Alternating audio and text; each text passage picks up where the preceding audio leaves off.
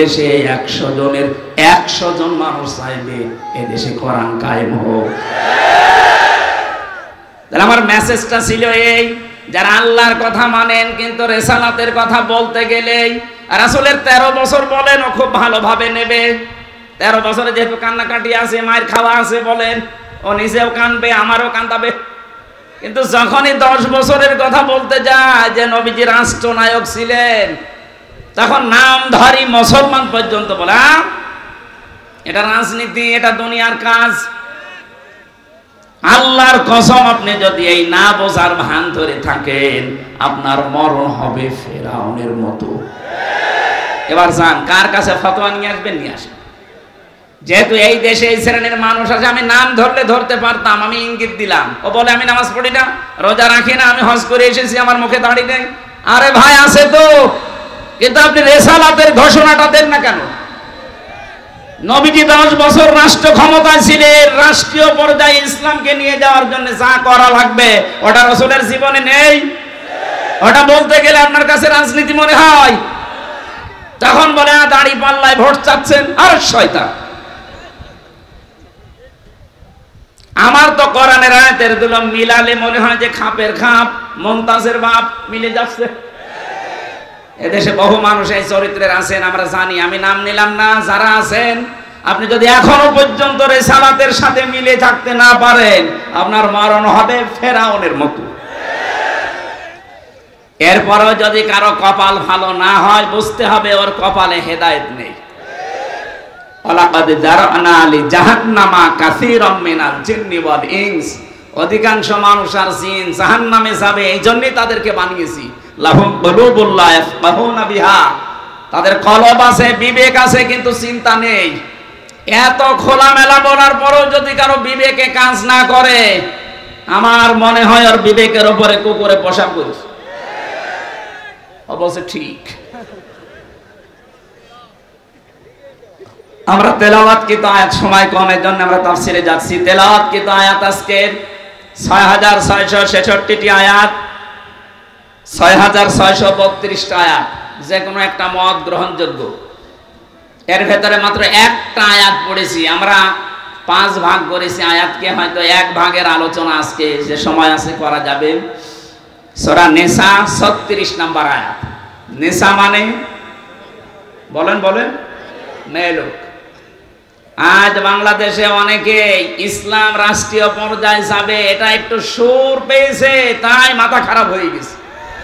ওরা মেয়েদেরকে এখন বোঝাচ্ছে, যদি ইসলাম রাষ্ট্রীয় ভাবে চলে যায়, তোমাদেরকে ঘরবন্দি করে রাখবে, তোমাদেরকে বস্তাবন্দি করে রাখবে। কে বলেছে আপনাকে?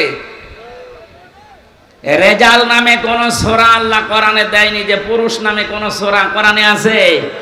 অথচ মেয়েদের পক্ষে আমার আল্লাহ, মেয়েদের পক্ষে তার নবী, সেই সৃষ্টির প্রথম দিন থেকেই মেয়েদের পক্ষে আল্লাহ নিজে হযরত আদম আলাইহিস সালামকে যেদিন বলেছিলেন কুলনা ইয়া আদম উসকুন আনতা ওয়া যাওজুকাল জান্নাতা ওয়া কুলা মিনহা রাগাদান হাইসু শি'তুমা, চিন্তা ভাবনা করেছেন কোনদিন এই শব্দটা নিয়ে?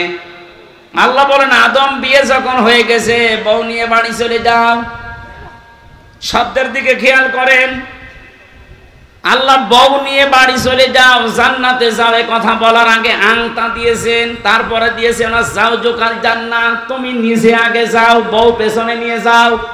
কিন্তু বাড়িতে পৌঁছানোর পরে তুমি আগে খাও, এরপরে বউকে খাওয়াও, এ কথা কোরআনে নেই। অকুলা, মাঝখানে আংতা নেই। আল্লাহ একবারে অকুলা দেবসন দিয়ে জানাতে চেয়েছেন আদম, বাড়িতে নেওয়ার পরে তুমি যেই মানের খাবার খাবে, যেই মানের পোশাক পরবে, ওই মানের খাবার, ওই মানের পোশাক স্ত্রীকে দেওয়া লাগবে। আল্লাহ পাক যে নারীর পক্ষে, তার প্রমাণ এইটা। ওদের যে অধিকার, ওরা যদি সত্যি জানতো যে আমার অধিকার আমার পরিবারে, সমাজে, রাষ্ট্রে কি, জীবনে ইসলাম ছাড়া অন্য কিছুকে সাপোর্ট করতো না। আর যারা সমকামিতাকে প্রমোট করছেন, এই যে ফারুকী সাহেবকে আমরা চাই না এই কারণে, কারণ 5টা দোষ আছে ওর ভেতরে। প্রথম নাম্বারে সমকামিতাকে প্রমোট করে। 2 নাম্বারে ও যে সমস্ত উপন্যাসের মাধ্যমে যে সমস্ত স্ক্রিপ্ট লিখেছে সিনেমা বানাতে, এই bachelor, third person singular number সহ প্রত্যেকটি সিনেমা দেখবেন ওখানে শুধু পরকীয়া প্রেমে উদ্বুদ্ধ করার কাজ। নিজের বউ দিয়ে কাজ যারা করাতে পারে তারা টাটকা নির্ভেজাল শয়তান। শয়তানের যে কর্মসূচিগুলো আছে 9টা, তার ভেতরে 1 নাম্বার, শয়তান সব সময় যৌনতা ছড়াতে ভালোবাসে। কথা বুঝতেছেন? আদম আর হাওয়াকে জান্নাত থেকে বের করে দেবে, এটা শয়তানের উদ্দেশ্য ছিল না। ওর প্রথম উদ্দেশ্য ছিল আমি তাদেরকে উলঙ্গ করব। এই যে যৌনতা ছড়ানো, এটা শয়তানের কাজ। শয়তান এটা সবচাইতে বেশি ভালোবাসে। আজ আপনি একজন উপদেষ্টা, বাংলাদেশের 96% মুসলমানের মাথার উপরে দায়িত্বে আছেন, আর নিজের বউ দিয়ে যৌনতা ছড়াচ্ছেন। এক কথা বলছেন না? এই কারণে 96% মানুষ দেশে ওনাকে চাচ্ছে না। ওনাকে নামিয়ে দেন। আমি বাকিটা এই জায়গায় বলার মতো না, এই জন্য বললাম না। হযরতে আদম নবীকে আল্লাহ স্ত্রী সম্পর্কে যে তথ্যগুলো দিলেন, সম্মানিত মা বোনেরা, কিয়ামত পর্যন্ত কোন ধর্ম, কোন আদর্শ আপনাকে এই মর্যাদা দিতে পারবে না। কত বড় সূক্ষ্ম কথা দেখেছেন। আল্লাহ মাঝখানে আংটা দেয়নি। আদম, বউ বাড়িতে নিয়ে নিজে মন মতো খাওয়া, এরপরে বউকে যতটুকু পারো দিবা না, একবারে কোলা, যা খাবা ওই পরিমাণে খাওয়াবা, যেই মানের খাবা ওই মানের খাওয়াবা। এর চাইতে আবার অধিকার কি দেবে? পরের শব্দ তো আরো মারাত্মক। রাগাদান হাইসো শিনিতমা, বস্তাবন্দি করে রাখবা না, ওকে নিয়ে মাঝে মাঝে বেড়াতে যাবা, যেখানে ইচ্ছা যাবা, যা ইচ্ছা খাবা। তাহলে বউ নিয়ে মাঝে মাঝে বেড়াতে যাওয়া, আত্মীয়র বাড়িতে বিভিন্ন অনুষ্ঠানে, বিভিন্ন দেখার মতো জায়গায়, এ কথা কার? হ্যাঁ, এর পরের শব্দ ওয়ালা তাকরাবা হাদিহিস শাজারা, কিন্তু ওই গাছের কাছে যাবা না। আমরা অনেকে মনে করে এটা শুধু গন্ধম গাছ। না, শুধু গন্ধম হলে আল্লাহ কোরআনে আয়াত নাযিল করে আমাদের শোনাতেন না? কিয়ামত পর্যন্ত আল্লাহর বিভিন্ন বর্ডার আছে। বাংলা বান্দা বর্ডার নেই? কথা বলেন না কেন? এই বর্ডার দিয়ে যদি কেউ পার হতে চায় 5 ফুট লাগবে, এবং সিল মারা লাগবে 5 ফুটে। ভিসা না লাগিয়ে আন্দাজে যেতে চান, গুলি মেরে মেরে ফেলবে। আল্লাহ বলেন দুনিয়ায় চলতে গিয়ে আমার 500 বর্ডার আছে। কত? এই 500 বর্ডারের কাছে যখনই যাবে সীমানায়, তখন থমকে যাবে। যদি এরপরও বর্ডার ক্রস করো, ওয়ালা তাকুনু মিনাজ জালিমিন, জালেম হয়ে যাবে। এখান থেকে শিক্ষা পাওয়া যায়, বউ নিয়ে আপনি ঘোরাফেরা করতে পারেন, বিভিন্ন জায়গায় যেতে পারেন, কিন্তু এমন জায়গায়, এমন অনুষ্ঠানে যেতে পারবেন না যেখানে গেলে আপনার নিজেরও পর্দা থাকে না, আপনার বউরও পর্দা থাকে না। এমন অনুষ্ঠান নেই। আজ বিয়ে অনুষ্ঠানগুলোতে মানুষ বউ নিয়ে যায়, ওকে নিজে দেখার জন্য না পাবলিক দেখানোর জন্য? এমন এমন করে সাজায়। আরে নিজের বউ নিজে দেখবে না, লোককে দেখি আর মজা লাগে ওর। কুষ্টিয়ার এই যে গোল চত্বর, যেটা মজমপুরে, একবার পেয়েছিলাম এক লোক বউ নিয়ে যাচ্ছে, এমন পাতলা শাড়ি পরিয়েছে। ওনারে সালাম দেওয়ার পরে বললাম, কে? তোমার ভাবি। ভাবি একই পরিয়েছেন। আমার কানের কাছে মুখ নিয়ে বলছে, হামজা ভাই, আমি তো সারা জীবনই দেখলাম, আমি আর কত দেখবো? এলাকার মানুষের হক নেই? হক আদায় করে বেড়াচ্ছে। এইরকম হক আদায় করা যাবে না। সম্মানিত মা বোনেরা, ইসলাম আপনাদেরকে যা দিয়েছে সত্যি যদি আপনি জানতেন, এই জন্যই তো আমিরে জামাত ডাক্তার শফিকুর রহমান ঘোষণায় দিয়েছে, ইসলাম যদি সত্যি বাংলাদেশে আসে, সবচাইতে বেশি নিরাপদে থাকবে মেয়েরা। এই জুজুর ভয় দেখাচ্ছে অনেক রাম বাম আর কিছু দালালরা। আপনারা কখনো তাদের খপ্পরে পড়বেন না। ওরা প্রায় 13টা সংগঠন বানিয়েছে এই দেশে, নারী পক্ষ, নারী স্বাধীনতা আন্দোলন, নারী বিপ্লব পরিষদ, প্রত্যেকটা আপনাদেরকে ভোগ করার জন্য। আপনাদের সম্মান মর্যাদা ঠিক রাখার কোনো ওদের কর্মসূচি নেই। সামনে দেয়, মিছিল আসছে, সামনে দিচ্ছে। আপনি দেখেন এই দেশে যত রাজনৈতিক দল আছে, শুধু ইসলাম বাদ দিয়ে বাকিগুলো সব মেয়ে লোক সামনে দিয়ে। একটা কথা বলছেন এখন, আপনি কেন সামনে দিলেন? মেয়ে লোককে পেছনে রাখার নিয়ম। হযরতে মুসা আলাইহিস সালাম যেদিন কুয়া থেকে পানি তুলে দেন শুআয়ব নবীর দুইটা মেয়ে, তাদেরকে বলেছিলেন দাঁড়াও, তোমরা আমার পেছনে যাও, তোমাদের পায়ের পাতা দেখা যাচ্ছে, শয়তান মনের ভেতরে ওয়াসওয়াসা দিতে পারে, পেছনে হাঁটো, খালি পেছন থেকে ডিরেকশন দাও। একটা নবী তিনি যদি মেয়েদেরকে পেছনে দিয়ে ডিরেকশন নিতে পারে, আপনি কি হয়ে পড়েছেন যে মেয়ে লোক সামনে দিয়ে মিছিল করছেন? এরকম দল দেশে নেই। যখন বিশ্ববিদ্যালয়ে ছিলাম ওই সময় এক মাহফিলে গিয়েছিলাম যশোরে, ওই যে পালবাড়ির ওই মোড়ে বাসে গেতাম, তখন ওখানে নামলাম, নামার পরে দেখি যশোর এমএম কলেজের ছেলে মেয়েরা মিছিল করছে ইফটিজিং এর বিরুদ্ধে, ডাইরেক্ট অ্যাকশন। চিন্তা করলাম না জানি আবার কোন বিপদ কোন দিকে গড়ায়। পুলিশ যদি এখন আমারে ধরে বলবে জঙ্গি। এক দোকানে ঢুকলাম চা খাওয়ার ভান করে, দেখি আমার সামনে পুলিশ। আরে ভাই, আপনার ঝামেলায় আসলাম আর আপনি আমার সামনে। পুলিশ আমারে বলছে হুজুর একটা কথা বলি। বলেন।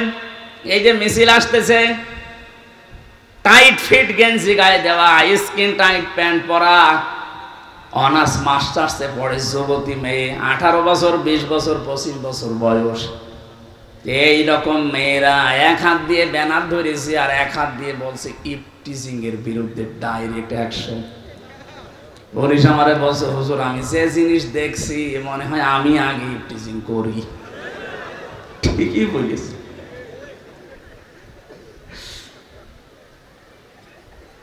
সবচাইতে বেশি সম্মান মর্যাদা অধিকার আপনাদেরকে দিয়েছেন। আমরা তেলাওয়াতকৃত আয়াতে এগুলো আছে, বলবো ইনশাআল্লাহ। এজন্য কারো খপ্পরে পড়া যাবে না। সামনে যেহেতু আল্লাহর সিদ্ধান্ত আমার মনে হয় বাস্তবায়ন হতে যাচ্ছে, আল্লাহ যেহেতু একটা নতুন ইচ্ছা করেছেন, ইসলামকে এই দেশে দেখার মতো একটা পরিবেশ অলরেডি হয়ে গেছে। আন্তর্জাতিক কিছু নিয়ম নীতি আছে, এগুলো কমপ্লিট করতে পারলে এদেশে ইসলাম কেউ ঠেকাতে পারবে না। আর যেভাবে ঐক্য হচ্ছে ইসলামী দলের ভেতরে, আমার তো মনে হচ্ছে আল্লাহ নিজে এগুলো করছেন। আল্লাহ যেন আমাদের চর্ম চোখে অন্তত এটা দেখার তৌফিক দেয় যে বাংলার 56,000 বর্গ মাইল কোরআন দিয়ে চলছে। এদেশে বহু মানুষ চালিয়েছে, কাঙ্ক্ষিত মানের শান্তি আমরা দেখিনি। এটা দিয়ে চললে কেমন দেখা যায় এটা দেখতে চান না? সত্যি দেখতে চান কারা? দেখি লিল্লাহি তাকবীর।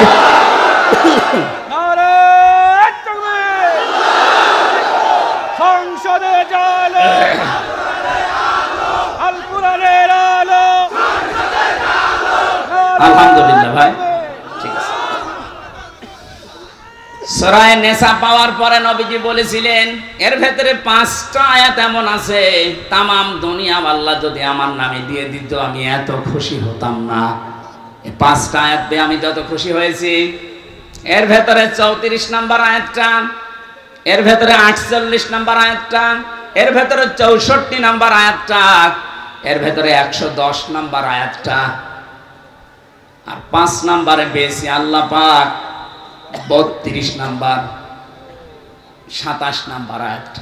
এই 5টা আয়াতের ভেতরে এমন এমন কিছু আল্লাহ নবীকে দিয়েছেন, বিশ্ব নবী বলেন আমি এত খুশি হয়েছি তামাম দুনিয়া দিলেও আমি খুশি হতাম না।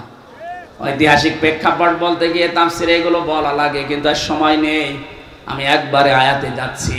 ওয়াবুদুল্লাহা ওয়ালা তুশরিকু বিহি শাইআ।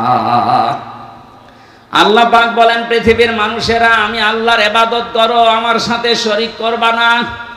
আজ দেশটা এখনো নিরাপত্তা বেষ্টন করতে আমরা পারিনি।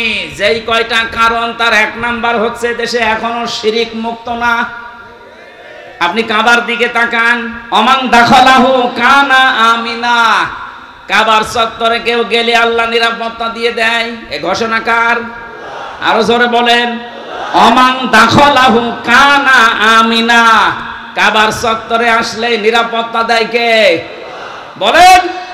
কারণ কি? কাবার চত্বরে এরিয়ার ভেতরে কোনো শিরিক পাবেন না। আয়াতের তাফসীর করতে গিয়ে তাফসীরে ফি জিলালিল কোরআন সাইয়্যিদ কুতুব সূরা আনআম 82 নম্বর আয়াতটা তিনি নিয়ে এসেছেন। আল্লাহ পাক বলেন উলাইকা লাহুমুল আমন।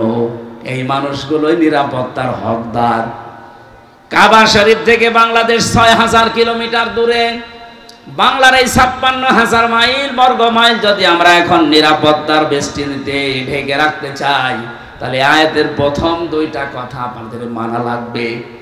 এক নম্বরে আল্লাযীনা আমানু ওয়া লাম ইয়ালবিসু ঈমানাহুম বিযুলমিন, যারা ঈমান এনেছে আর ঈমানের সাথে যারা জুলুম মিশ্রণ করেনি, এখানে জুলুম মানে শিরিক। সুতরাং এই জাতিকে যদি শিরিক মুক্ত করতে পারি, এই দেশকে নিরাপত্তা দেবেন কে? আজান হচ্ছে, এখানে ৪টায় নামাজ পড়লে সমস্যা? নামাজ তো ৪টায় হয়, বাইরে যারা মসজিদে পড়ে নিচ্ছে নি, আমরা এখানে 4টায় পড়বো ইনশাল্লাহ। কেউ ওঠাউঠি করবেন না, একটু বসেন। তাহলে বাংলাদেশকে যদি কেউ নিরাপত্তার বেষ্টন দিতে চায়, র্যাব, পুলিশ, চিতা, কোবরা এগুলো আরো লক্ষ কোটি বাড়ালেও হবে না। নিরাপত্তা দেওয়ার মালিক কে? নিরাপত্তা দিতে হলে দেশ থেকে শিরিক তুলে দেওয়া লাগবে। কথা বলেন না কেন? শিরিক দেশে নেই? বলেন। সবচাইতে বড় শিরিক এখন বাংলাদেশে চলছে ক্ষমতার উৎস জনগণ। এটা শিরিক, কারণ আল্লাহ যেটা পারে ওইটা অন্য কেউ পারে, এই বিশ্বাস করার নাম শিরিক। আর শিরিক যারা করে তারা মুশরিক। কথা বলেন না কেন? আপনি দেখেন তো এই দেশের জরিপ, এদেশে বহু মানুষ এখন এই শিরিকে নিমজ্জিত। বাংলাদেশ জামাত ইসলামের গঠনতন্ত্রে এইটা লেখা নেই, এই কারণে এই মুশরিকরা আমাদের নিবন্ধন পর্যন্ত বাতিল করে দিয়েছিল। জামাত ইসলামী বাংলাদেশ বলতো না ক্ষমতার উৎস জনগণ নয়, ক্ষমতার উৎস কে? এটাকে আমরা বানিয়েছি। আন্নাল কুওয়াতা লিল্লাহি জামিআ ইন্নাল্লাহা আলা কুল্লি শাইইন কাদির কুলিল্লাহুম্মা মালিকাল মুলক। এই আয়াতগুলো সব এক জায়গায় করলে সামারাইজ হয় এটা ক্ষমতার উৎস কে? সুতরাং এই শিরিকে যারা আছেন, এই মুহূর্তে আপনার জীবনটা পবিত্র করেন, নাইতো এই অবস্থায় যদি মরণের বিছানায় আছাড় দিয়ে পড়েন, ফেরেশতারা কিন্তু জালেম বলে জাহান্নামে পাঠাবে। সূরা নাহলের ২৮ নম্বর আয়াতে এই তথ্যটা আছে। আল্লাযীনা তাতাওয়াফাহুমুল মালাইকাতু যালিমি আনফুসিহিম ফালকাবুস সালামা মা কুন্না না'মালু মিন সু ইলা আখিরি আয়াত। এর ২-৩ আয়াত পরে ৩২ নম্বর আয়াতে আল্লাহ মুমিনদের কিছু গুণাবলী দিচ্ছেন। কোন মানুষ যদি শিরিক থেকে মুক্ত হয়ে তার চিন্তা, চেতনা, বিশ্বাস, আকীদা, পোশাক পবিত্র, শরীর পবিত্র, ব্যবসা বাণিজ্য পবিত্র, সবগুলো যদি কমপ্লিট করে বিছানায় পড়ে মারা যায়, আল্লাযীনা তাতাওয়াফাহুমুল মালাইকাতু তাজ্জিবিনা, এই তাজ্জিবিনার ব্যাখ্যা শুধুমাত্র পোশাক পবিত্র করা না, শুধুমাত্র নিজের শরীর পবিত্র করা না, চিন্তা, চেতনা এগুলো পবিত্র করা। কথা বলে না কেন? আজ বাংলাদেশে মিথ্যা একটা কথা ছড়িয়েছে, আমাদের নাকি আকীদা ঠিক নেই। কারা ছড়িয়েছে আমরা জানি না। তাদের আকীদা যদি ঠিক থাকে, ফাঁসির দড়ি একটু গলায় নেন তো, নেন ফাঁসির দড়ি একবার গলায় নিয়ে বলেন আমার আকীদা ঠিক আছে দেখি। যারা ফাঁসির দড়ি গলায় নেওয়ার পরেও পিছপা হয়নি, তাদের কাছ থেকে আকীদার সবক নেওয়া আপনার সবচাইতে বেশি জরুরি। আর তাদের বলে আপনার আকীদা ঠিক নেই। আকীদা কি আপনি বানাবেন নতুন করে? তাদের পোশাক পবিত্র যেমন, তাদের অর্থনীতিও তেমন পবিত্র করার জন্য, ব্যাংকিং ব্যবস্থায় সুদমুক্ত করার জন্য চেষ্টা চালাচ্ছে। আজ বাংলাদেশে কি অবদান আপনার আছে ইসলামের জন্য আপনি বলেন? শুধু নিজের পেট আর জহব্বা বড় করা ছাড়া ইসলামের জন্য কিচ্ছু করেননি। আর যে মানুষগুলোর আকীদা ঠিক নেই বলেন, তারা সুদ দূর করার জন্য ইসলামী ব্যাংক পর্যন্ত বাংলাদেশে বানিয়েছে। এটা পৃথিবীর ইতিহাস পাল্টিয়ে দিয়েছে। লক্ষ লক্ষ মানুষের জায়েজ কর্মজীবন তৈরি করার জন্য ইবনে সিনার মতো বিশাল প্রতিষ্ঠান বানিয়েছে। আপনি উল্টাপাল্টা ফতোয়া দিয়ে মানুষকে বিভ্রান্ত করেন। যেদিন মরণের বিছানায় পড়বেন, ফেরেশতারা যেদিন আপনাকে পিটাবে জাহান্নামের চাবুক দিয়ে, সেদিন বুঝবেন। এজন্য আগে থেকে নিজেকে পবিত্র করেন। আপনার শুধু পোশাক আর শরীর পবিত্র হলে হবে না, আপনার অর্থনীতি, আপনার সমাজনীতি, আপনার পরিবারের নীতি এগুলো পবিত্র থাকা লাগবে। কথা বলেন ঠিক কিনা? এলাকায় বহু মানুষ আমরা এমন আছি, এই যে টাকা ছেড়ে রাখে টাকা আসে, এই নিয়ম নেই। এটা যে সুদ আমরা অনেকে জেনে বুঝেই করি। এই সুদের সাথে যারা জড়িত আছেন তারা মায়ের সাথে জেনা করছেন, বলেন নাউজুবিল্লাহ। এটা যেহেতু গ্রাম অঞ্চল, অনেকে 1 বিঘা জমি দিয়ে রাখে, যার কাছে 1 বিঘা জমি দিয়েছে 60,000 70,000 টাকা নেয়, এটা কি বলে? এই বন্ধক যারা করছেন না, আপনার জন্য জায়েজ নেই। এটা 2টা পদ্ধতি মানা লাগবে এখন থেকে। এটা কি এখনো আছেন এই দেশের লোক? 1 বিঘা জমি দিলাম আমি এই ভাইকে, ওনার কাছ থেকে 60-70,000 টাকা নিলাম, যতদিন করে খাবেন টাকা ফেরত দেওয়া লাগবে না, যখন জমি ফেরত দেবেন তখন টাকা ফেরত দেবেন। এইটা বন্ধ করা লাগবে। এটা মায়ের সাথে জেনা করার গুনাহ হচ্ছে আপনার। টের পাচ্ছেন কি বলছি? যতদিন এই জমি করে খাবেন ততদিন সরকারের খাজনা আপনি দেবেন। 2 নম্বরে 5 বছর 10 বছর যতদিন জমি করবেন, টাকা ফেরত নেওয়ার সময় 8 থেকে 10,000 টাকা কম নেওয়া লাগবে। আমি জানি আপনারা মানবেন কিনা আমি জানি না, আমার মনে হয় মানবেন না। অনেকের আবার মনে হয় লস হয়ে যাচ্ছে। লাভ লসের মালিক কে বলেন তো?